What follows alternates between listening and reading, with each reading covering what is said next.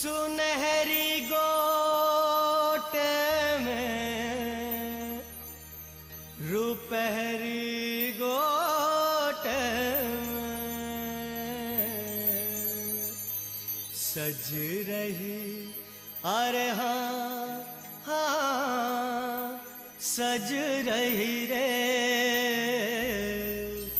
सज रही मेरी अम्बे मैया सुनहरी गोट में, सज रही मेरी अम्बे मैया सुनहरी गोट में, ओ सज रही मेरी अम्बे मैया सुनहरी गोट में, सज रही मेरी अम्बे मैया सुनहरी गोट में, सुनहरी गोट में रुपहरी गोट में, सुनहरी गोट में रुपहरी गोट में, सुनहरी गोट में रुपहरी गोट में, सुनहरी गोट में रुपहरी गोट में, ओ सज रही मेरी अम्बे मैया सुनहरी गोट में, सज रही मेरी अम्बे मैया सुनहरी गोट में, मैया तेरी चुनरी की गजब है बात, मैया तेरी चुनरी की गजब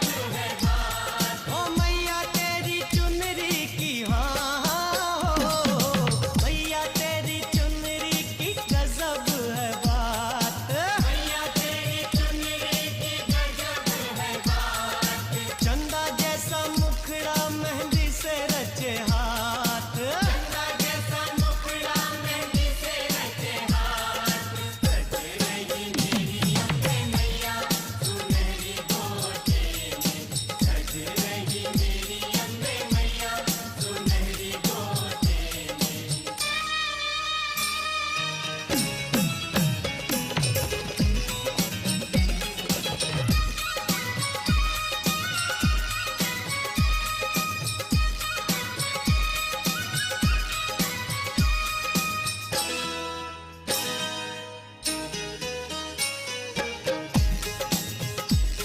मैया के प्यारे श्रीधर बेचारे करते वो निर्धन नित कन्या पूजन, माँ प्रसन्न हो उन पर आई कन्या बनकर, उनके घर आई ये हुक्म सुनाई, कल अपने घर पे रखो विशाल भंडारा, घर पे रखो विशाल भंडारा, कराओ सबको भोजन बुलाओ गाँव सारा, सबको भोजन बुलाओ गाँव सारा, ओ सज रही मेरी अम्बे मैया सुनहरी गोट में, सज रही मेरी अम्बे मैया सुनहरी गोट में,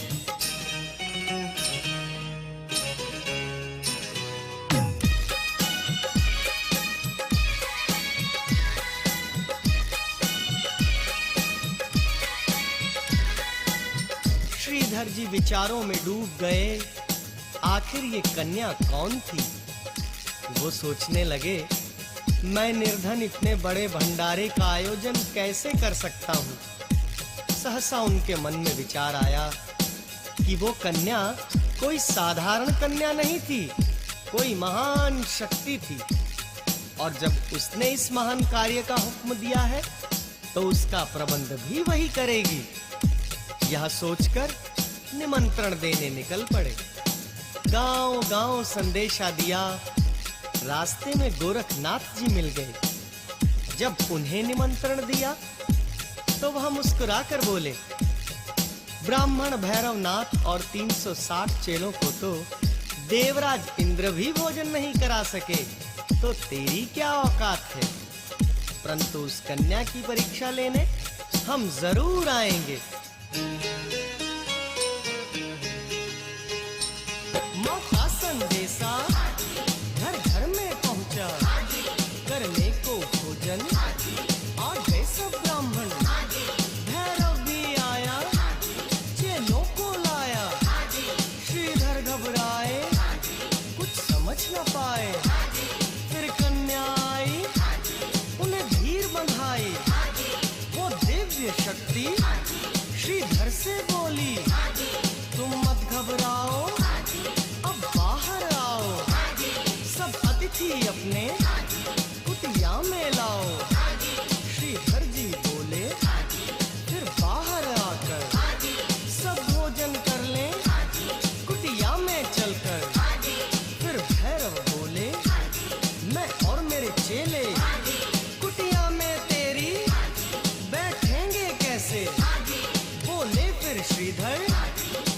चलो तो अंदर, स्थान की चिंता तुम छोड़ दो मुझ पर। तब लगा के आसन बैठे सब ब्राह्मण, कुटिया के अंदर करने को भोजन। भंडारे का आयोजन श्रीधर जी से कराया, फिर सबको पेट भर के भोजन तूने कराया।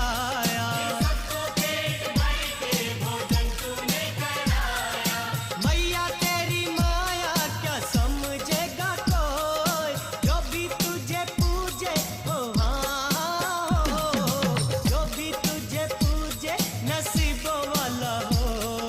सज रही मेरी अम्बे मैया सुनहरी गोटे में, सज रही मेरी अम्बे मैया सुनहरी गोटे में।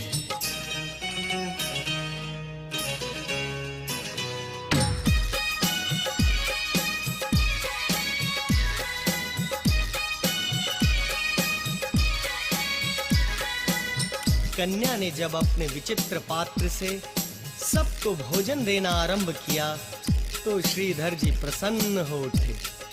सब हैरान रह गए। भैरव ने सोचा, ये कन्या अवश्य ही कोई शक्ति है। कन्या भोजन परोसती हुई जब भैरव के पास पहुंची तो भैरव बोला, कन्या तूने सबको उनकी इच्छा का भोजन दिया है, परंतु मैं कुछ और चाहता हूं। मां बोली, बोलो योगीराज, आपको क्या चाहिए? तब भैरव ने कन्या से मांस और मदिरा मांगी। कन्या ने भैरव से कहा, जो कुछ वैष्णव भंडारे में होता है वही मिलेगा। भैरव हट करने लगा, क्योंकि उसको तो कन्या की परीक्षा लेनी थी। उसके मन की बात माता रानी पहले ही समझ चुकी थी। ज्यों ही भैरव ने माता को पकड़ना चाहा, वो महामाया अंतर्धान हो गई। भैरव ने योग विद्या से देखा, वो दिव्य कन्या पवन रूप होकर त्रिकूट पर्वत की ओर बढ़ रही है।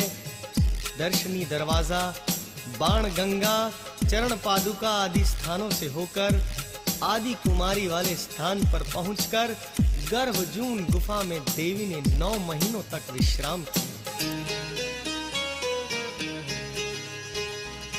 भैरव ना छोड़ा मैया का पीछा, माँ गुफा के अंदर जब छुप गई जाकर, जब गर्भ गुफा में भैरव जाता था, पहरे पर बैठे लंगूर ने रोका। अड़ गया था भैरव जब अपनी जिद पर, लांगुर भैरव ने हुआ युद्ध भयंकर। फिर आदि शक्ति बनकर रणचंडी जब गर्भ गुफा से थी बाहर निकली, वो रूप बनाया भैरव घबराया।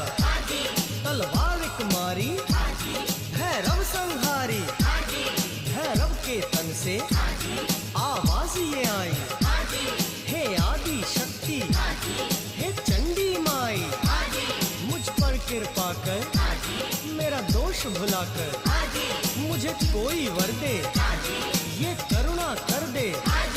मैं हूँ अपराधी, तेरी भक्ति साधी, मेरा दोष मिटा दे, निर्दोष बना दे।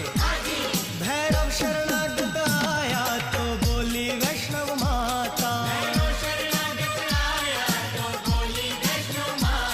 मेरी पूजा के बाद में होगी तेरी पूजा।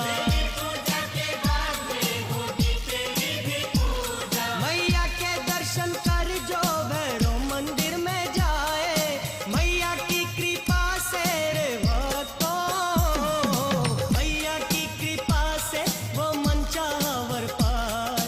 सज रही मेरी वैष्णो मैया सुनहरी गोटे